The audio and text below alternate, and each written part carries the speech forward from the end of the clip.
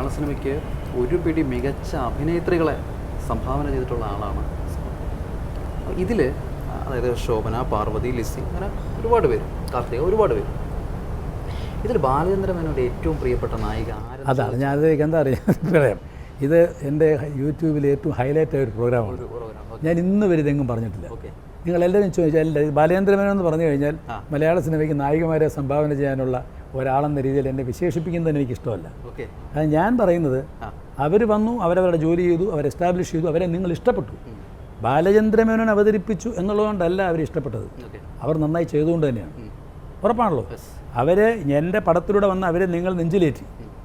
എനിക്കായുള്ള സന്തോഷം അവർ സുഖമായിട്ട് കഴിയണമെന്നുള്ളതാണ്. പക്ഷേ ഇവരെ എങ്ങനെയാണ് ഞാൻ കൊണ്ടുവന്നത്, ഞാൻ എന്തെല്ലാമാണ് അവർക്ക് വേണ്ടി ബുദ്ധിമുട്ടിയത്, ഞാൻ നേരിട്ട പ്രതിസന്ധികൾ, ഇതെല്ലാം എൻ്റെ ഈ ഫിലിമി ഫ്രൈഡേസിൽ വരും. എന്നാലും ഇതിൽ നമുക്ക് ഇഷ്ടപ്പെട്ട എന്നതിലല്ലെങ്കിലും ഒരു അളവുകോൽ എവിടെയെങ്കിലും കാണത്തില്ലേ ഏതിൻ്റെ?